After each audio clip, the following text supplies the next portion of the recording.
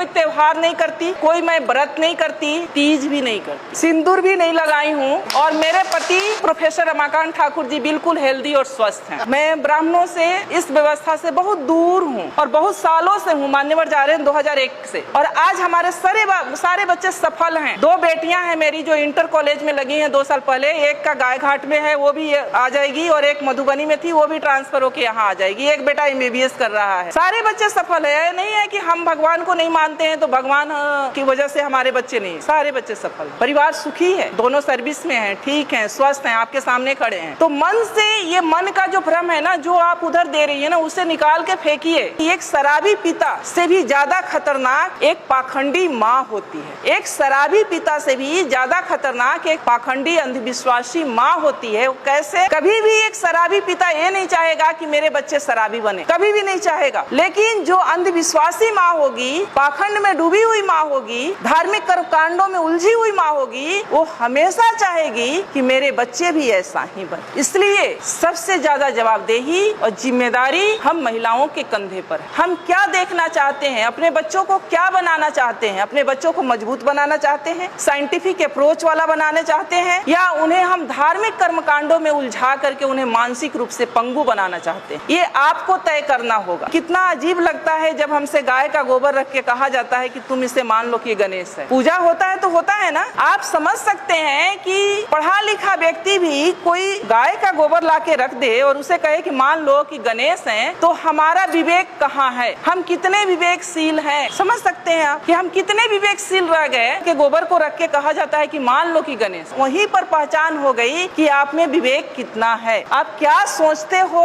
और क्या नहीं सोच सकते हो, सोचने की क्षमता आपकी कहाँ तक है। मानसिक टेस्ट, वो पैरामीटर, तो आप उन सब चीजों से निकले। बुद्ध शरण हंस जी लिखे हैं 4 खूंटे जिसमें हम लोग बंधे हुए हैं। उन 4 खूंटों को उखाड़ फेंकना है। पहला है ब्राह्मण पुरोहित। घर बनाते हैं हम, गृह प्रवेश किसके अनुसार होता है?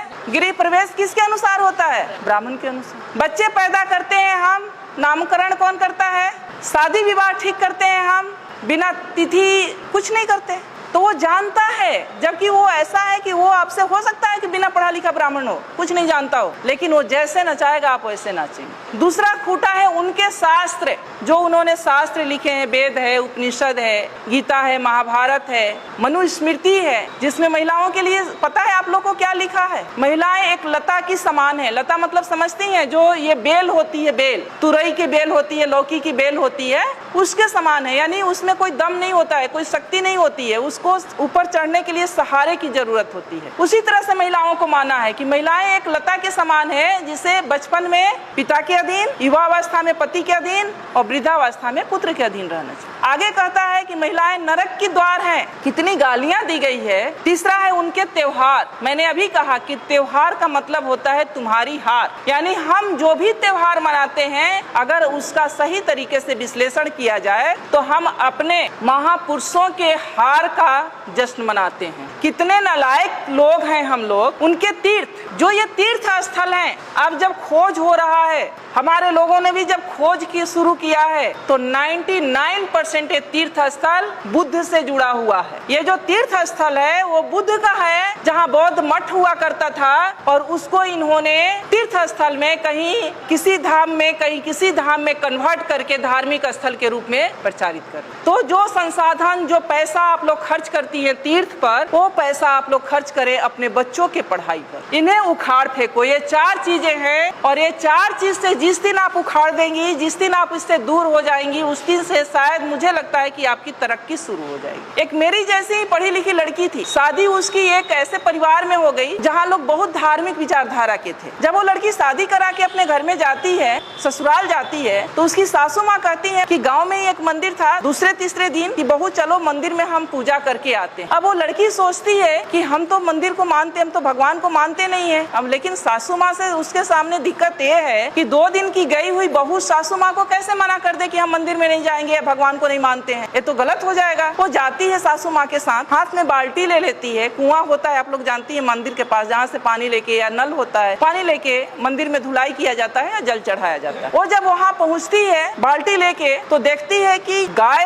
का मूर्ति बाहर बना हुआ है। वो गाय के थन के नीचे बाल्टी रख देती है। सासू माँ अभी ये गाय दूध देगी तो घर ले चल के खीर बनाएंगे। उसकी सासू माँ हंसने लगती है कि मेरी बहू तो पागल है, पत्थर की गाय कहीं दूध देगी, मैंने तो ये सोचा था कि ये गाय दूध देगी और हम घर में जाके खीर बनाएंगे। वहाँ से बाल्टी उठा लेती है। फिर वो थोड़ा आगे बढ़ती है तो वहाँ पर शंकर जी का मूर्ति लगा रहता है, तो उनके गले में एक सांप फुफकार रहा होता है, तो वो डरने का नाटक करती है और पीछे हट जाती है, सासू माँ से चिपक जाती है। सासू माँ अभी तो ये नाग मुझे डस लेगा। फिर उसकी सासू माँ हंसती है कि क्या वास्तव में मेरी बहू पागल है क्या? ये कहती है कि पत्थर का नाग मुझे डस लेगा, तो कहती है तुम पागल हो गई हो क्या, ये तो पत्थर का है, ये क्या तुम्हें डस सकता है? सासू माँ उसको अंदर ले जाती है जहाँ एक देवी की मूर्ति रहती। फिर उसकी सासू माँ कहती है कि बेटा देवी के चरणों में ये सब चढ़ा के देवी से आशीर्वाद ले लो, ये माँ बहुत आशीर्वाद इनका फलीभूत होता है, तुम आशीर्वाद ले लो। जब ये बात उसकी सासू माँ कहती है तब वो लड़की कहती है, अपने सासू माँ के चरणों में गिर जाती है, कहती है कि माँ पत्थर की गाय अगर दूध नहीं दे सकती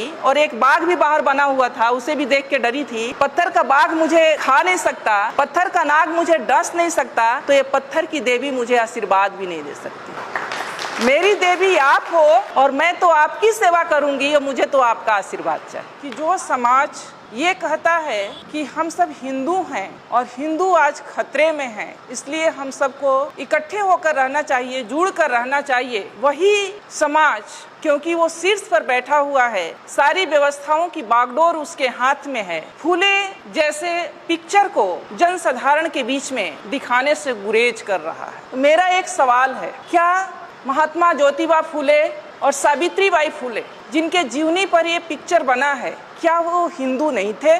क्या वो हिंदू व्यवस्था को नहीं मानते थे? और अगर वो हिंदू व्यवस्था को मानते थे, हिंदू थे, तो फिर इस पिक्चर को जनसाधारण के बीच दिखाने से गुरेज क्यों? ये एक बहुत बड़ा सवाल है जो सिर्फ मेरे नहीं, जो लोग आज एक झंडे के नीचे एकत्र होने के लिए हिंदुत्व के नाम पर मरे जा रहे हैं, उनको सोचने वाली बात। सावित्री बाई फूले और ज्योतिबा फूले एक ऐसा नाम है जिन्होंने आपको आज इस स्थिति में बैठने का हक दिया। अगर मैं आज एक प्रोफेसर हूँ तो इसका भी श्रेय ज्योतिबा फूले और माता सावित्री बाई फूले को जाता है, क्योंकि अगर वो ये प्रयास नहीं किए होते तो हम महिलाएं ना कोई डॉक्टर बनता, ना इंजीनियर बनता, ना प्रोफेसर बनता। सिर्फ महिलाएं ही नहीं, कोई भी SC ST OBC का व्यक्ति और सभी वर्ग की महिलाएं, मैं कहती हूँ कि महिलाओं का मतलब सिर्फ SC ST OBC की नहीं बल्कि सामान्य वर्ग की भी महिलाएं, सभी वर्ग की महिलाएं, आज जो कुछ भी हैं हम लोग, वो हम माता सावित्री बाई फूले और ज्योतिबा फूले की देन। रही उनके संघर्ष की बात तो मैं बता दूं कि माता सावित्री बाई फूले जब मात्र 7 वर्ष की थी तब उनके हाथ एक इंग्लिश की किताब लगी, अंग्रेजी की बुक लगी और उसके पन्ने पलट रही थी। इतने में उन पर नजर उनके पिता की पड़ती है और वो उनके हाथ से किताब छीनकर खिड़की के बाहर फेंक देते हैं, क्योंकि उस समय महिलाओं के लिए पढ़ना लिखना पाप समझा जाता था। SC ST OBC के पुरुषों के लिए और सारी महिलाओं के लिए पढ़ने लिखने का कोई अधिकार नहीं था। और उनकी 9 वर्ष की अल्पायु में आप समझ सकती हैं कि 9 वर्ष की कितनी कम उम्र होती है, क्योंकि उस समय बाल विवाह प्रचलित था। 9 वर्ष की उम्र में उनकी शादी हो जाती है। संजोग कहिए, उनका सौभाग्य कहिए कि उनकी शादी ज्योतिबा फूले से हुई। और जब शादी होती है तो ये इस इच्छा को वो ज्योतिबा फूले के सामने रखती। और जब ज्योतिबा फूले खेतों में काम कर रहे होते हैं तो जब खाना लेके माता सावित्री बाई फूले जाती हैं खेतों में तो अपने साथ वो किताब भी रख कर ले जाती। किताब रख कर ले जाती हैं तो ज्योतिबा फूले वहाँ उनको कुछ टास्क दिए होते हैं, वो कहते हैं उन्हें पढ़ाने लगते हैं। जब घर से बाहर वो खेतों में उनको पढ़ाते हैं, कुछ दिन के बाद इसकी चर्चा उनके पिता तक पहुंचती है कि ज्योतिबा फूले अपनी बहू को यानी अपनी पत्नी को पढ़ना लिखना सिखा रहा। क्योंकि उस समय महिलाओं के लिए पढ़ना लिखना किसी पाप से कम नहीं था, पढ़ने लिखने का कोई अधिकार नहीं था महिलाओं को। तो उनके पिताजी इस पे नाराजगी व्यक्त करते हैं कि अच्छी बात नहीं है, आप सावित्री को पढ़ाओ लिखाओ नहीं बेटा, घर का काम काज करने दो बहू को, ये अच्छी बात नहीं है, क्योंकि जब तुम ऐसा करोगे तो अपने जाति बिरादरी के लोग या समाज के लोग इसका विरोध करेंगे। लेकिन ज्योतिबा फूले नहीं मानते। वो शुरू से इस व्यवस्था को चूंकि बहुत करीब से वो देखे थे। वो भी घटना आप लोग को पता होगा कि जब वो अपने एक दोस्त के सवर्ण दोस्त के शादी में जाते हैं पगड़ी बांध करके, और वहाँ पर जब वो व्यक्ति एक उस वर्ग का व्यक्ति, उस जाति का व्यक्ति ये कहता है कि ये ओबीसी का व्यक्ति हमारी जाति की शादी में क्या कर रहा है, उन्हें अपमानित किया जाता है, तब उनको समझ में आता है कि शिक्षा कितनी जरूरी है और शिक्षा के बाद भी बहुत कुछ नहीं बदलने वाला। फिर वो प्रण करते हैं कि नहीं, चाहे जो हो जाए लेकिन मैं सावित्री को पढ़ाऊंगा जरूर। बातें यही नहीं रुकती है। एक दिन उनके पिता उनके सामने एक शर्त रखते हैं कि या तो बहू को यानी सावित्री को पढ़ाना लिखाना छोड़ दो या तो मेरा घर छोड़ दो। उस समय सावित्री बाई भी हक्के बक्के रह जाती हैं कि पिता समान ससुर दो तरह की शर्त रख दिए, या तो मैं पढ़ना लिखना छोड़ दूं या पति के साथ मैं घर को छोड़ दूं। ज्योतिबा फूले कहते हैं कि डरने की बात नहीं है, हम पढ़ना लिखना नहीं छोड़ेंगे, तुम्हें पढ़ना लिखना है और हम पिता का घर छोड़ेंगे। उस समय बिना झिझक बिना कुछ लिए वो अपने माता पिता का घर ज्योतिबा माता सावित्री बाई फूले के साथ छोड़कर घर से निकल जाते। आज जो हिंदू मुस्लिम हो रहा है उस पे मैं थोड़ा बात करना चाहूंगी। उस्मान शेख एक नाम है जो ज्योतिबा फूले के बहुत अच्छे दोस्त हुआ करते थे, पूना के पेठ बाजार में रहते थे। जब वो घर से निकाल दिए जाते हैं तो उसी पूना के पेठ बाजार में जाते हैं और एक रूम लेते हैं, कमरा लेते हैं, रहने लगते हैं। उस्मान शेख से मिलते हैं। उस्मान शेख भी प्रगतिशील विचारधारा के थे। उस समय पर उस्मान शेख उनका मदद करते हैं ज्योतिबा फूले का। आप सोच सकती हैं कि उनके पिताजी ने उन्हें घर से निकाल दिया बहू के साथ, ये भी नहीं सोचा कि बेटा जाएगा तो रहेगा कहाँ, इसके पास कोई रोजगार है न कोई नौकरी है, लेकिन उस दोस्त ने उन्हें पनाह दी। उनके रोजमर्रे की जितने सामान थे वो खरीद के उन्होंने दिया। अपने घर का एक कोना उन्हें स्कूल खोलने के लिए दी और वहाँ पर वो स्कूल खोलते। सावित्रीबाई फूले का पढ़ाई लिखाई जारी रहता है। उस्मान शेख जी की एक बहन होती हैं फातिमा शेख, वो और सावित्रीबाई फूले, फिर उनकी चिंता बढ़ती है, इसीलिए वो सावित्रीबाई फूले को पढ़ा रहे थे कि ताकि लड़कियों को पढ़ाने में सुविधा हो जाए। वो अपने समाज में SC ST OBC और महिलाओं के लिए शिक्षा का अलख जगाना चाहते थे। दोनों ने मिलकर स्कूल खोला। जब सावित्रीबाई फूले स्कूल जाया करती थी पढ़ाने के लिए, ऐसा नहीं था कि वो स्कूल किसी जाति विशेष के लिए था या किसी वर्ग विशेष के लिए था। वहाँ महिलाओं के लिए था, बच्चियों के लिए था, और किसी भी कास्ट की किसी भी जाति की बच्चियां जा सकती थी पढ़ने के लिए। उन पे गोबर और कीचड़ फेंके गए, उन्हें गालियां दी गई, उन्हें पत्थरों से मारा गया, उनका अपमान किया गया, लेकिन वो झुकी नहीं, न वो रुकी, अनवरत उस काम में लगी रही। फिर जब इस बात से उन्हें परेशानी हुई तो माता सावित्रीबाई फूले और ज्योतिबा फूले ने कि कीचड़ भरे कपड़ों में कैसे बच्चों को पढ़ाया जाए, तब उन्होंने एक बीच का रास्ता निकाला कि ये काम तो हमें नहीं छोड़ना है जो हमने स्कूल खोला है बच्चियों को पढ़ाने का है। तो एक कपड़ा, एक साड़ी वो अपने साथ थैले में करके ले जाती थी और एक साड़ी पहन कर जाती थी। जिस साड़ी पर गोबर और कीचड़ फेंके जाते थे उस साड़ी को खोल करके रख देती थी और दूसरा साड़ी पहनकर बच्चियों को पढ़ाती थी, और फिर जब आना होता था तो वो साड़ी खोल के रखती थी और गोबर और कीचड़ वाले साड़ी पहनकर घर आ। आप सोच सकती हैं कि वो महिला जिनके कोई औलाद नहीं थे, सावित्रीबाई फूले के कोई अपने बच्चे नहीं थे, अपने संतान नहीं थे, इसके बावजूद भी उन्होंने इतना अपमान क्यों झेला दूसरी लड़कियों को पढ़ाने। आज हम लोग अगर सावित्रीबाई फूले की चर्चा कर रहे हैं तो उसके पीछे का राज यही है कि वो निस्वार्थ भाव से पूरे समाज की महिलाओं को मुख्य धारा से जोड़ने के लिए उन्होंने ये काम किया, और इसमें हजारों रोड़े आए, उन्हें घर से निकाला गया, उन्हें अपमानित किया गया, उन पर कीचड़ और गोबर फेंके गए, फिर भी वो कभी रुकी नहीं। फूले दंपति इतना अपने काम के प्रति अड़िग थे कि लाखों परेशानियां आने के बावजूद भी वो दोनों रुके नहीं। इतना ही नहीं, उस समय चूंकि कम उम्र में शादी हो जाती थी तो लड़कियां कम उम्र में शादी होने की वजह से बाल विधवाएं भी हो जाती थी, और एक बहुत बड़ा अत्याचार महिलाओं के ऊपर बाल विधवा के रूप में था। अगर कोई बाल विधवा हो जाती उसके बाल मुड़ दिए जाते, जैसा कि मान्यवर ने बताया। उसको अच्छा खाने का हक था, ना अच्छा पहनने का अधिकार था, उसे कहीं एक रूम में कोठरी में डाल दिया जाए, यानी उसकी जिंदगी एक नरक के बराबर हो गई थी। उससे माता सावित्रीबाई बहुत व्यथित थी। उन्होंने इस बात की भी चर्चा ज्योतिबा फूले से की और उन दोनों ने मिल करके एक बाल विधवा आश्रम खोले, जहाँ जो उपेक्षित बाल विधवाएं हैं या जो वैसी बाल विधवा जो माँ बनने वाली हैं किसी कारण से और समाज उनको या परिवार उनको स्वीकार नहीं कर रहा है, वो वहाँ आकर अपनी बच्चों को जन्म दे सकती थी। इतना बड़ा काम उन लोगों ने सिर्फ और सिर्फ समाज के लिए किया। और आज हमने जैसा कि कहा कि पढ़ने लिखने का जो अधिकार मिला, अगर ज्योतिबा फूले नहीं होते, सावित्रीबाई फूले नहीं होती, तो छत्रपति साहू जी महाराज नहीं होते, छत्रपति साहू जी महाराज नहीं होते, तो फिर बाबा साहब भी नहीं होते, और बाबा साहब नहीं होते तो ये संविधान नहीं होता, ये संवैधानिक अधिकार नहीं होता, और आज हम यहाँ बोल नहीं रहे होते, आप लोग यहाँ सुन नहीं रहे।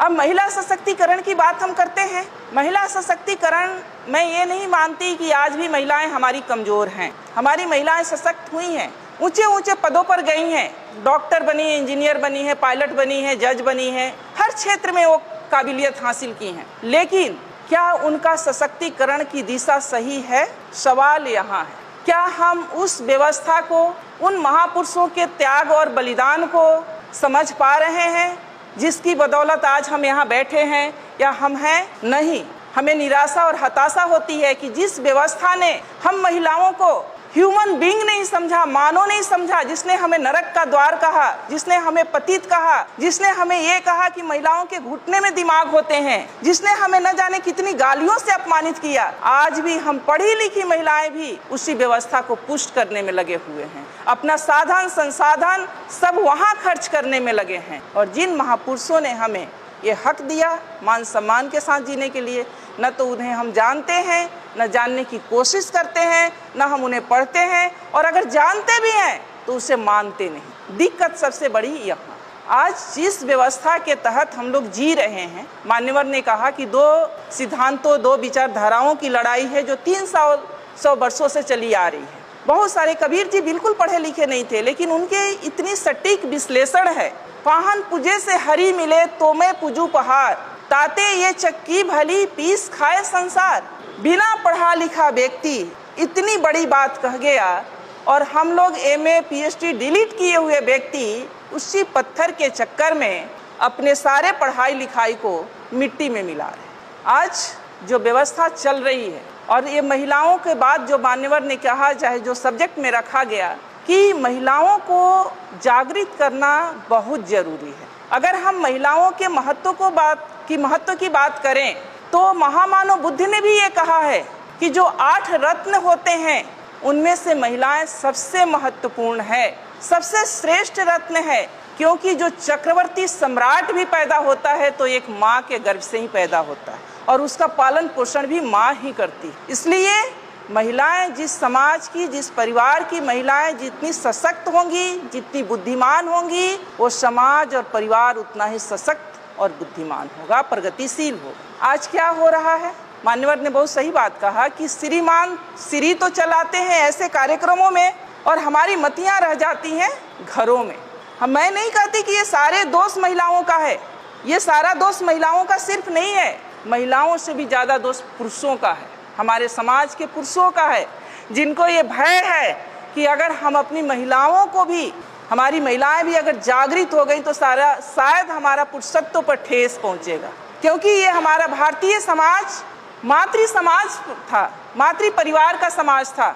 सिंधु घाटी की सभ्यता को उठाकर पढ़ लीजिए, मोहनजोदड़ो की सभ्यता को उठा करके पढ़िए, मातृ सत्तात्मक परिवार हुआ करता था। माँ के नाम से परिवार का नाम होता था, वंश का नाम चलता था। लेकिन उस सभ्यता को, हमारे मूल सभ्यता को, हमारे मूल संस्कृति को मिटा करके ये जो संस्कृति और सभ्यता हम पर थोपी गई है, जिसके हम सब शिकार हैं, और आज हम उसी में आनंदित हो रहे हैं, ये गलत है। पढ़े लिखे होने के नाते हम लोगों को ये जानना बहुत ज़रूरी है कि हमारा दोस्त कौन है, हमारा दुश्मन कौन है, कौन सी मूल संस्कृति हमारी संस्कृति है और कौन सी मूल संस्कृति हमारी संस्कृति नहीं है। ब्राह्मणवादी व्यवस्था जो है, जिस व्यवस्था में आज हम लोग जी रहे हैं, वो व्यवस्था हमें गुलाम बनाने की व्यवस्था है, वो हमारी व्यवस्था नहीं है। अगर वो हमारी व्यवस्था रहती तो उस व्यवस्था में इतना ऊंच नीच नहीं रहता कि एक को पवित्र और दूसरे को अपवित्र समझा जाता। उसमें 6743 जातियां नहीं बनाई जाती, उसमें महिलाओं का इतना अपमान नहीं किया जाता, जिसमें ये कहा जाता कि महिलाओं का अपना स्वतंत्र कोई अस्तित्व ही नहीं है। बचपन में वो पिता के अधीन, युवावस्था में पति के अधीन और वृद्धावस्था में पुत्र के अधीन रहने की अधिकारी है, यानी महिलाओं का अपना कोई अस्तित्व नहीं है।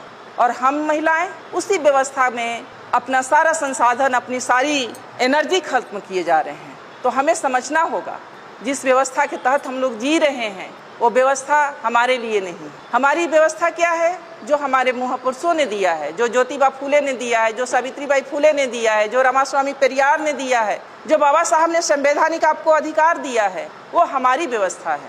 जिसमें समानता असमानता जैसी कोई बात नहीं है, जिसमें समानता की बात कही जाती है, असमानता जैसी कोई बात नहीं है, बंधुत्व का बात है, भाईचारा की बात है, संवैधानिक अधिकार जो है, संवैधानिक जो विचारधारा है उसके अकॉर्डिंग हमको व्यवहार करना होगा। हमें हर उस व्यवस्था को नकारना होगा जो असमानता पर आधारित है, जो बंधुत्व और न्याय की बात नहीं करता है। महिलाओं की बात है तो महिलाओं की जैसा कि बात आई, अभी बहुत सारी बातें आई। महिलाएं क्या है, महिलाओं को क्यों इतना गुलाम बनाया गया, महिलाएं क्यों इतना सॉफ्ट टारगेट हो जाती हैं, महिलाओं को क्यों अपने कलच में लोग ले लेता है, इसके पीछे का भी रीजन है। अब पढ़ी लिखी महिलाएं हैं तो बाहर निकलने लगी, लेकिन जब पढ़ी लिखी महिलाएं नहीं थी तो पुरुष अपने साथ उनको कहीं भी लेके जाते नहीं थे। वो घर में रहती हैं, वो संवेदनशील भी होती हैं। अगर कोई उनसे ये कह दे कि तुम्हारे परिवार पर, तुम्हारे पति पर या तुम्हारे बेटे पर इस तरह का ग्रह गोचर है और ये करोगी तो ठीक हो जाएगा, तो वो अपना सब कुछ न्यौछावर करने के लिए तैयार हो जाती है। और इसी उसके मनोविज्ञान का फायदा हमारे दुश्मनों ने उठाया। मैं आपसे एक सवाल करती हूँ कि जो माँ, यहाँ बिहार में एक कल्चर है कि चाहे वो महिला बिल्कुल बेड पर हो, बेड रेस्ट में हो, डॉक्टर ने उसे मना कर दिया हो हर चीज़ से, फिर भी अगर वो जिंदा है तो वो ज्योतिया व्रत नहीं छोड़ती हैं। ऐसा है ना, ज्योतिया करेंगी ही करेंगी, क्योंकि कहा जाता है कि ये ज्योतिया जो है वो बच्चे के लिए है। तो जो माँ या जो महिला इतना 24 घंटे का बिना पानी के, बिना अपने बच्चे के सलामती के लिए व्रत कर सकती है, क्या उस महिला को झकझोर दिया जाए और बता दिया जाए कि असली तुम्हारी संस्कृति क्या है, तो क्या वो अपने बच्चे के उन्नति के लिए वो स्वीकार नहीं करेगी? जरूर करेगी। तो दोष हमारी महिलाओं में सिर्फ नहीं है, दोष हमारे पुरुषों में भी है कि जो हमारे पुरुष खुद ब्राह्मणी व्यवस्था के गुलाम हैं, वो अपनी महिलाओं को अपना गुलाम बना के रखना चाहते हैं। तो हमारी महिलाएं दोहरी शिकार हो रही हैं। तो पहले पुरुषों को भी तैयार होना होगा, पहले हमारे समाज के पुरुषों को मानसिक रूप से तैयार होना पड़ेगा और अपने महापुरुषों की विचारधारा को अपने घरों तक ले जाना पड़ेगा। और अगर वो वहाँ पर कई बार होता है कि महिलाएं हमारी बहुत जल्दी नहीं समझ पाती, क्योंकि उन्होंने जो बचपन से देखा है, अपने माँ के आंचल में जो देखा है कि माँ हमारी व्रत करती थी, त्योहार करती थी, पूजा पाठ करती थी, और अचानक आप उनसे कहें कि आपको कोई व्यवहार पर्व नहीं करना है, तीज त्योहार नहीं करना है, तो वो नहीं मानेंगी। तो आपको उनको ऐसे प्रबोधनों में जहाँ इस तरह के वैचारिक प्रबोधन होते हैं वहाँ लेकर जाना चाहिए। वहाँ भी नहीं लेकर जा सकते हैं तो आप पतली पतली किताबें आती हैं, उस तरह की किताबों को उनको देना चाहिए ताकि वो पढ़ें। सोशल मीडिया पर बहुत सारी चीज़ें आने लगी है, आप उनसे उनको अवेयर कराएं, क्योंकि ये बरसों की गुलामी 2 दिन में नहीं खत्म होने वाली। टाइम लगेगा, लेकिन वो खत्म होगा अगर महिला जिस समाज की और जिस परिवार की समझ गई एक बात। क्योंकि बाबा साहब ये कहते थे कि अगर महिलाओं की उसकी गुलामी का एहसास दिला दिया जाए तो उसकी बेड़ी को तोड़कर निकलने में उसे देर नहीं लगेगी। तो हमारी यहाँ जितने भी बहनें बैठी हैं, माताएं बैठी हैं, उनसे भी मेरा अनुरोध है, और जितने भी हमारे पुरुष भाई बैठे हैं उनसे भी अनुरोध है कि ये हम सभी को सहयोग से इस तरह के कार्यक्रमों को सफल बनाने के लिए, सहयोग से सभी को ये परिवर्तन के लिए। घरों में कई बार क्या होता है कि जब महिलाएं थोड़ी प्रगतिशील होती है और पुरुष प्रगतिशील नहीं होते हैं तो वहीं लड़ाई शुरू हो जाती है। पुरुष ये कहना शुरू कर देते हैं कि ये थोड़ी पढ़ लिख के क्या गई, ये बातों को नहीं मानती या मेरी बातों को नहीं मानती। और कई बार अब ये भी देखा जाता है, उसका दूसरा भी पक्ष है कि महिलाएं जब पढ़ लिख जा रही हैं, लड़कियां जब पढ़ लिख जा रही हैं, तो वो भी पुरुषों को तरजीह नहीं दे रही हैं। तो मैं यहाँ पर ये भी कहना चाहूँगी कि पुरुष और महिला दोनों एक साइकिल का जो 2 चक्के होते हैं, 2 पहिए देखा आप लोगों ने साइकिल, अगर एक पहिए को पंचर कर दिया जाए और दूसरे का टायर ट्यूब सही रहे तो क्या जहाँ पर जाना है वहाँ तक हम उस साइकिल से पहुँच सकते हैं? नहीं पहुँच सकते ना। तो इसीलिए पति पत्नी का सामंजस्य होना, वैचारिक सामंजस्य होना बहुत जरूरी है, एक दूसरे को सपोर्ट करना बहुत जरूरी है। और अगर पति अगर प्रगतिशील हैं, इस तरह के प्रबोधनों से अगर वो सशक्त हो गए हैं और पत्नी नहीं किसी तरह से मान रही हैं, तो आप उन्हें ब्लेम मत करें कि वो नहीं मानती हैं। आप एक तो उनको ऐसे कार्यक्रमों में ले जाएं, दूसरे में पतली पतली किताबें दें, उनसे धीरे धीरे बातें करें, उन्हें बताएं, तभी वो सशक्त हो सकती हैं या सुन सकती हैं, आपको बातों को समझ सकती हैं। अभी जो समाज में ये चल रहा है, देश में ये चल रहा है कि हिंदू असुरक्षित हैं और हिंदुओं एक हो जाओ, मुस्लिम सिर्फ बहाना है, टारगेट पर SC ST OBC हैं, मूल निवासी हैं। जो आपको ये दिखाया जा रहा है हिंदू मुस्लिम का सीन, वो वास्तव में हिंदू मुस्लिम का सीन नहीं है। हिंदू मुस्लिम के आड़ में SC ST OBC को कैसे घुटने पर लाया जाए, जो थोड़ा सा ऊपर उठ गया है, कैसे उसे बर्बाद किया जाए, ये पूरे षड्यंत्र देश में चल रहा है। अब है कि स्त्रियों का शोषण सबसे ज्यादा कहाँ हो रहा है, तो स्त्रियों का शोषण सबसे ज्यादा धर्मों ने किया है। जो धर्म, जिसको हम लोग धर्म कहते हैं, वास्तव में वो धर्म नहीं धंधा है। जो धर्म कहते हैं कि हम धार्मिक काम कर रहे हैं, वो धर्म नहीं धंधा है। और पढ़े लिखे भी यहाँ अंधा है, क्योंकि धर्म का अर्थ होता है धारण करना। मैं समाजशास्त्र की छात्रा रही हूँ, उसमें पढ़ाया जाता है कि धर्म का अर्थ होता है धारण करना। धर्म का अर्थ कहीं भी पूजा पाठ से नहीं है। धर्म का मतलब होता है हमारे नैतिक चरित्र से, कि हम कितने नैतिक हैं। हम अपने कर्मों के प्रति, कर्म का मतलब हमारी जो ड्यूटी है, जो हमारी रिस्पॉन्सिबिलिटी है। अगर हम एक माँ हैं तो हमारा ये धर्म है कि अपने बच्चों का पालन पोषण, परवरिश अच्छे तरीके से करें। हमारा ये धर्म नहीं है कि हम मंदिर में जाके घंटी बजाएं और बच्चा हमारा भूख से बिलख रहा हो। धर्म का मतलब होता है हमारे नैतिके से। तो जो महिलाओं का जो शोषण सबसे ज्यादा हुआ है वो धर्मों ने किया है। फिर भी महिलाएं सबसे ज्यादा धार्मिक कर्मकांडों में उलझी रही हैं। उन्हें यह पता नहीं है कि जिन धार्मिक कर्मकांडों को मान रही हैं वो उन्हें गुलाम बनाने के लिए है। जिन धार्मिक कर्मकांड को हम लोग कर रहे हैं वो कुछ और नहीं है। जैसा उमा शंकर जी ने कहा कि महिलाओं के लिए व्रत त्योहार इसलिए रखा गया कि जब वो माँ बनने वाली रहे और उपवास करे तो जो बच्चों को पौष्टिक आहार मिलना चाहिए वो न मिले, और बच्चा जो है वो किसी तरह से माने हष्ट पुष्ट न हो। तो महिलाओं का इसीलिए किया गया कि महिलाएं किसी भी समाज की रीढ़ होती हैं, किसी परिवार की रीढ़ होती हैं। जिस परिवार की महिला पढ़ी लिखी होगी, मजबूत होगी, फिजिकली या मेंटली मजबूत होगी जिस परिवार के, उस परिवार के बच्चे भी मेंटली और फिजिकली मजबूत होंगे। जो महिलाएं देखती होंगी आप कि जो माँ बीमार सी है उसके बच्चे भी बहुत हष्ट पुष्ट नहीं होते। तो ये साइंटिफिक भी है। और हमारी महिलाएं ऐसी नहीं थी, जो आज की महिलाएं हमारी यहाँ ऐसी नहीं थी। हमारी महिलाएं जो थी उनके नाम से परिवार का नाम चलता था और उन्हें बड़े साजिश के तहत उन्हें गुलाम बनाया गया। पहले तो उन्हें ये सब जेवर पहना करके गुलाम बनाया गया, और जब इससे भी लगा कि वो नहीं गुलाम रहेंगी तो फिर उन्हें मानसिक कर्मकांडों में उलझा करके गुलाम बनाया गया। तो मैं तो इतना रिक्वेस्ट करूंगी कि ये जो कर्मकांड हैं, ये जो धर्म हैं, व्रत हैं, त्योहार हैं, ये आपके गुलामी के प्रतीक हैं। जो त्योहार हैं वो आपके, त्योहार के मतलब होता है तुम्हारी हार।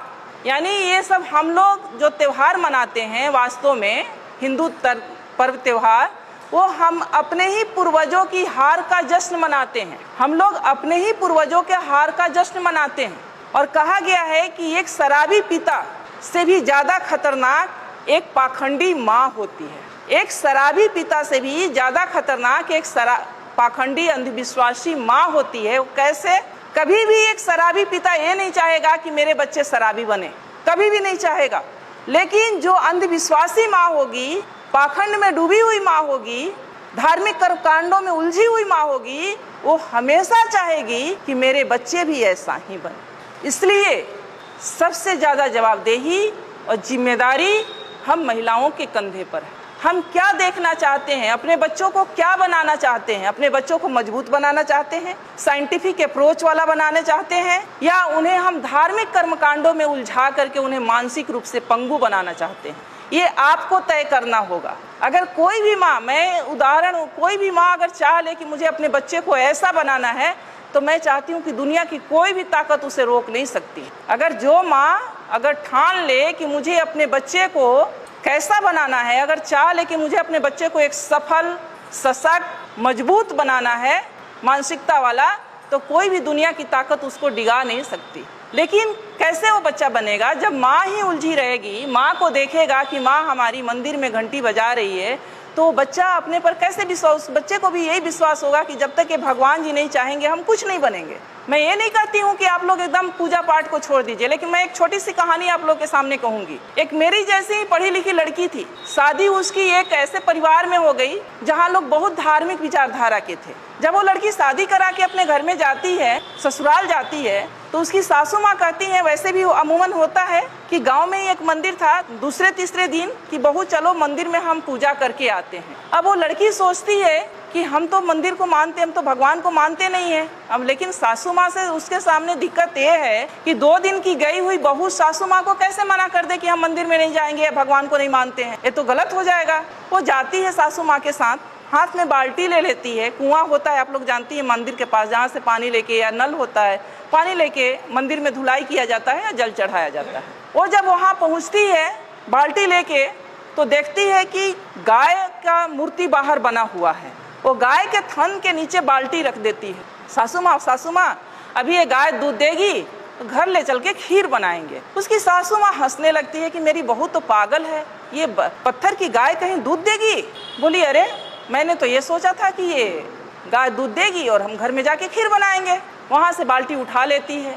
फिर वो थोड़ा आगे बढ़ती है तो वहाँ पर जो शंकर जी का मूर्ति लगा रहता है तो उनके गले में एक सांप फुफकार रहा होता है। तो वो डरने का नाटक करती है और पीछे हट जाती है, सासू माँ से चिपक जाती है। सासू माँ अभी तो ये नाग मुझे डस लेगा। फिर उसकी सासू माँ हंसती है कि क्या वास्तव में मेरी बहू पागल है क्या? ये कहती है कि पत्थर का नाग मुझे डस लेगा।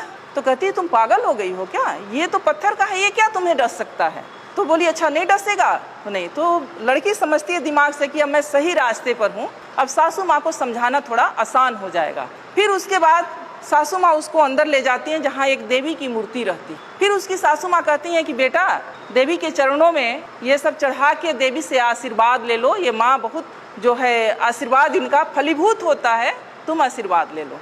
जब ये बात उसकी सासू माँ कहती हैं तब वो लड़की कहती है अपने सासू माँ के चरणों में गिर जाती है, कहती है कि माँ अगर गाय का पत्थर की गाय अगर दूध नहीं दे सकती और एक बाघ भी बाहर बना हुआ था उसे भी देख के डरी थी, पत्थर का बाघ मुझे काट नहीं खा नहीं सकता, पत्थर का नाग मुझे डस नहीं सकता, तो ये पत्थर की देवी मुझे आशीर्वाद भी नहीं दे सकती। मेरी देवी आप हो, मेरी देवी आप हो और मैं तो आपकी सेवा करूंगी और मुझे तो आपका आशीर्वाद चाहिए।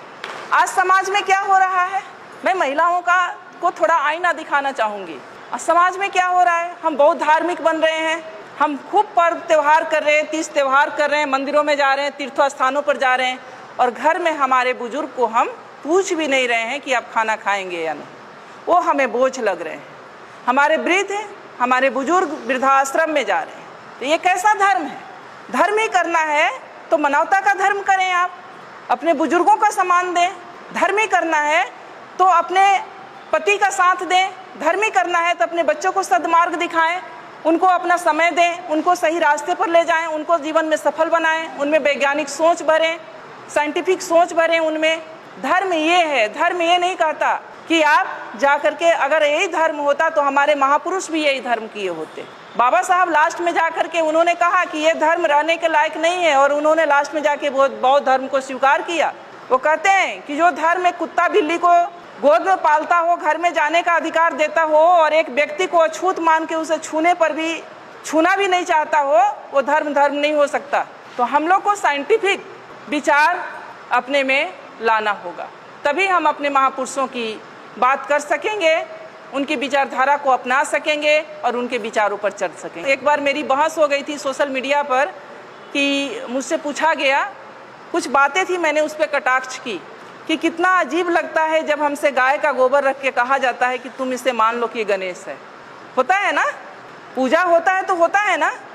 आप समझ सकते हैं कि पढ़ा लिखा व्यक्ति भी कोई गाय का गोबर ला के रख दे और उसे कहे कि मान लो कि गणेश हैं, तो हमारा विवेक कहाँ है? हम कितने विवेकशील हैं? समझ सकते हैं आप कि हम कितने विवेकशील रह गए कि गाय को भी रख करके, गोबर को रख के कहा जाता है कि मान लो कि गणेश है। यानी आप वहीं पर पहचान हो गई कि आप में विवेक कितना है, आप क्या सोचते हो और क्या नहीं सोच सकते हो, सोचने की क्षमता आपकी कहाँ तक है। मानसिक टेस्ट, वो पैरामीटर, तो आप उन सब चीज़ों से निकलें। मेरा बस एक ही रिक्वेस्ट है कि उन 3-4 चीज़ करें। 4 खूंटे की बात कही गई है। आइए से एक शायद मेरे पास है वो किताब, 4 खूंटे, बुद्ध शरण हंस IAS हैं। ये पतली सी किताब है, IAS हैं, ये कोई साधारण व्यक्ति नहीं है, समझ सकते हैं आप लोग। बुद्ध शरण हंस जी लिखे हैं 4 खूंटे जिसमें हम लोग बंधे हुए हैं। उन 4 खूंटों को उखाड़ फेंकना है। अगर वास्तव में अपने महापुरुषों के प्रति थोड़ी सी भी हम लोगों की अंदर श्रद्धा है तो करना पड़ेगा, तभी हम, क्योंकि जब तक हमारे इस मन मस्तिष्क में कुछ लिखा हुआ है, जब ब्लैक बोर्ड देख रहे हैं, जब तक ब्लैक बोर्ड पर लिखा हुआ है, दूसरी चीज़ तब तक नहीं लिखी जा सकती जब तक कि उसको साफ न किया जाए। बिना साफ किए दूसरी चीज़ नहीं लिखी जा सकती। तो ये जो 4 खूंटे हैं उससे आपको उखाड़ना होगा। पहला है ब्राह्मण पुरोहित। घर बनाते हैं हम, गृह प्रवेश किसके अनुसार होता है? गृह प्रवेश किसके अनुसार होता है? ब्राह्मण के अनुसार। बच्चे पैदा करते हैं हम, नामकरण कौन करता है? शादी विवाह ठीक करते हैं हम, बिना तिथि कुछ नहीं करते। तो वो जानता है, जबकि वो ऐसा है कि वो आपसे हो सकता है कि बिना पढ़ा लिखा ब्राह्मण हो, कुछ नहीं जानता हो, लेकिन वो जैसे नचाएगा आप वैसे नाचेंगे। तो सबसे पहले तो इसको छोड़िए, पहला खूंटा। दूसरा खूंटा है उनके शास्त्र, जो उन्होंने शास्त्र लिखे हैं, वेद है, उपनिषद है, गीता है, महाभारत है, मनुस्मृति है। मैं तो कहती हूँ कि उनके वेदों को भी आपको पढ़ना चाहिए। शायद आप उनके वेदों को पढ़ लें, मनुस्मृति को पढ़ लें, तो शायद कल्याण हो जाए। जिसमें महिलाओं के लिए पता है आप लोग को क्या लिखा है? महिलाएं एक लता की समान है। लता मतलब समझती हैं, जो ये बेल होती है, बेल, तुरई की बेल होती है, लौकी की बेल होती है, उसके समान है। यानी उसमें कोई दम नहीं होता है, कोई शक्ति नहीं होती है, उसको ऊपर चढ़ने के लिए सहारे की जरूरत होती है। उसी तरह से महिलाओं को माना है कि महिलाएं एक लता के समान है, जिसे बचपन में पिता के अधीन, युवावस्था में पति के अधीन और वृद्धावस्था में पुत्र के अधीन रहना चाहिए। आगे कहता है कि महिलाएं नरक की द्वार हैं। कितनी गालियां दी गई है। तीसरा है उनके त्योहार। मैंने अभी कहा कि त्योहार का मतलब होता है तुम्हारी हार। यानी हम जो भी त्योहार मनाते हैं, अगर उसका सही तरीके से विश्लेषण किया जाए तो हम अपने महापुरुषों के हार का जश्न मनाते हैं। कितने नालायक लोग हैं हम लोग, कितने नालायक लोग हैं हम लोग, जो हम अपने ही पूर्वजों के अपमान, जो उनका अपमान हुआ। देखिए मनुस्मृति, देखिए आ गया ब्राह्मणों का संविधान, जिससे आजकल चल रहे हैं हम सब, अभी भी चल रहे हैं। संविधान लागू होने के 75 साल बाद भी हमारा व्यवहार, विचार सब इससे चल रहा है, संविधान से नहीं चल रहा है। क्योंकि अगर संविधान से चल रहा होता तो समता, समानता, बंधुत्व और न्याय की बात हो रही होती। तो दूसरा है कि उनके शास्त्र का से अपना नाता तोड़ लीजिए। उनके त्योहार, उनके तीर्थ, जो ये तीर्थ स्थल हैं, अब जब खोज हो रहा है, हमारे लोगों ने भी जब खोज की शुरू किया है, तो 99% ये तीर्थ स्थल बुद्ध से जुड़ा हुआ है। ये जो तीर्थ स्थल है वो बुद्ध का है, जहाँ बौद्ध मठ हुआ करता था, और उसको इन्होंने तीर्थ स्थल में कहीं किसी धाम में, कहीं किसी धाम में कन्वर्ट करके धार्मिक स्थल के रूप में प्रचारित कर दिया। तो जो संसाधन, जो पैसा आप लोग खर्च करती हैं तीर्थ पर, वो पैसा आप लोग खर्च करें अपने बच्चों के पढ़ाई पर। मेरा कहना है कि बच्चों के पढ़ाई पर इन्हें उखाड़ फेंको। ये 4 चीजें हैं, और ये 4 चीज से जिस दिन आप उखाड़ देंगी, जिस दिन आप इससे दूर हो जाएंगी, उस दिन से शायद मुझे लगता है कि आपकी तरक्की शुरू हो जाएगी। और इसके लिए बहुत जरूरी है कि हम मानसिक रूप से बहुत मजबूत बने, तर्कशील बने। ये करना इतना आसान नहीं है। मैं आज आपके सामने खड़ी हूँ तो मुझ में कुछ परिवर्तन आप लोग को दिख रहा होगा, शायद नहीं भी दिख रहा होगा। तो कुछ चीजें मैं नहीं मानती, मैं कोई त्योहार नहीं करती, कोई मैं व्रत नहीं करती, इवन यहाँ तक कि ज्योतिया भी नहीं करती, तीज भी नहीं करती, सिंदूर भी नहीं लगाई हूँ। और मेरे पति प्रोफेसर रमाकांत ठाकुर जी बिल्कुल हेल्दी और स्वस्थ हैं। मैं ब्राह्मणों से, इस व्यवस्था से बहुत दूर हूँ और बहुत सालों से हूँ, मान्यवर जा रहे हैं 2001 से। और आज हमारे सारे बच्चे सफल हैं, सारे बच्चे सफल हैं। इसी मुजफ्फरपुर में 2 बेटियां हैं मेरी जो इंटर कॉलेज में लगी हैं 2 साल पहले। एक का गाय घाट में है, वो भी आ जाएगी, और एक मधुबनी में थी, वो भी ट्रांसफर होकर यहाँ आ जाएगी। एक बेटा MBBS कर रहा है। सारे बच्चे सफल है। नहीं है कि हम भगवान को नहीं मानते हैं तो भगवान की वजह से हमारे बच्चे नहीं, सारे बच्चे सफल हैं। परिवार सुखी है, दोनों सर्विस में हैं, ठीक हैं, स्वस्थ हैं, आपके सामने खड़े हैं। तो मन से, ये मन का जो भ्रम है ना, जो आप उधर दे रही है ना, उसे निकाल के फेंकिए और आप समझिए कि ये घर मेरा मंदिर है, परिवार ही मेरे देवता हैं। मेरे बुजुर्ग जो हैं, मैं ये मानती हूँ कि जो हमारे बुजुर्ग हैं, माता पिता, सास ससुर, जब तक मेरे ससुर जी जिंदा रहे, हस्बैंड आते थे या नहीं आते थे, मेरा निजी मामला है, लेकिन कभी कभी कहना पड़ता है। मैं गांव में आकर के, साल में 4 बार 5 बार मैं गांव में आकर के मैं अपने फादर इनला के लिए रहती थी। क्योंकि मेरे फादर इनला एक बार गए थे मुरादाबाद, मेरे बड़े जेठ नहीं हैं तो जेठानी जो हैं तो घर नहीं छोड़ के जा सकते थे, तो उनकी वजह से मैं आके साल में 4 बार 5 बार 5-5 6-6 दिन रहती थी उनकी सेवा के लिए। वो मेरे लिए देवता थे। मेरे माँ बाप, मेरे सास ससुर, वो मेरे बड़े बुजुर्ग मेरे लिए देवता थे। तो मैं यही अनुरोध, मेरी माता जी बैठी हैं, इनसे बड़ा देवता कोई नहीं है। ये जिनके घर में भी हैं, उनसे, उनके घर के लिए मैं बताऊं कि उनसे बड़ा कोई देवता नहीं है। और कहीं उनको तीर्थ और मंदिर और मस्जिद और कहीं तीर्थ यात्रा पर जाने की जरूरत नहीं है जिनके घर में बुजुर्ग हैं और जिनके घर में बच्चे हैं। लेकिन इसके लिए आपको अपने अंदर से मजबूत बनना पड़ेगा, अपने भय को निकालना पड़ेगा, अपने डर को निकालना पड़ेगा। अगर सावित्रीबाई फूले भी हमें लोग के जैसा अगर उसी व्यवस्था में उलझी हुई होती, पेशवाओं का राज था उस समय, आप सोच सकती हैं कि कितना शक्ति थी। तो आज यहाँ उनका बैनर लगाकर और फोटो लगाकर हम लोग चर्चा नहीं कर रहे होते। तो उसको पढ़िए, उसको समझिए, उसको जानिए और आपके जो संसाधन हैं, जो पैसे हैं, जो समय है, उसको बचाइए अपने परिवार पर, अपने समाज पर और इस तरह के कार्यक्रमों में खर्च कीजिए। जो आप उधर खर्च करें, इस तरह के कार्यक्रम में खर्च कीजिए, लोगों को इकट्ठा कीजिए, उनमें ये जागृति फैलाइए, ये विचार फैलाइए। तो शायद इससे ही हमारे समाज का कल्याण होना है। नहीं तो अगर हम उधर हैं तो उधर एक पशु से ज़्यादा हमारा महत्व नहीं है। उधर जगह है, हम जिस व्यवस्था में हम लोग जी रहे हैं, अगर उसी व्यवस्था में हैं तो किस स्थिति में हैं और क्या आपका महत्व है, आप लोग भी हमसे अच्छा जानते हैं। SC ST OBC के लिए क्या कहा गया है, उसको पढ़ने लिखने का अधिकार नहीं है, उसको संपत्ति रखने का अधिकार नहीं है, उसको अच्छा कपड़ा पहनने का अधिकार नहीं है, अच्छे मकान में रहने का अधिकार नहीं है। अगर उसके पास कुछ संपत्ति है तो उसमें पहला अधिकार ब्राह्मणों का बनता है, जो जब चाहे वो ले सकता है। तो क्या आप लोग चाहेंगे कि ऐसा हो? चाहेंगी? कोई माँ नहीं चाहेगी, कोई बहन नहीं चाहेगी कि हमारे बच्चों के साथ ऐसा हो। हर माँ, हर बहन यही चाहेगी कि हमारे जो बच्चे हों वो स्वतंत्रता के साथ, आज़ादी के साथ एक सशक्त मानव के रूप में ज़िंदगी जिए।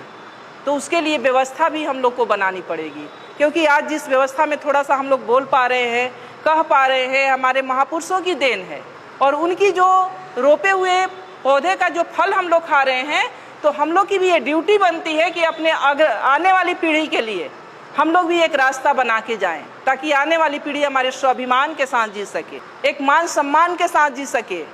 मेरा जो जीवन का अनुभव है मैं आपको बता सकती हूँ कि मैंने ऐसा नहीं है कि मैं शुरू में नहीं करती थी, मैंने 1-2 साल किया था। फिर मैं जहाँ पर रहती हूँ मैंने देखा कि जब मेरे घर से फ़ोन जाता था कि ज्योतिया है या तीज है, चूँकि मैं सर्विस में हूँ तो मुझे भी उतना आभास नहीं होता था, छुट्टी नहीं होती वहाँ उतनी।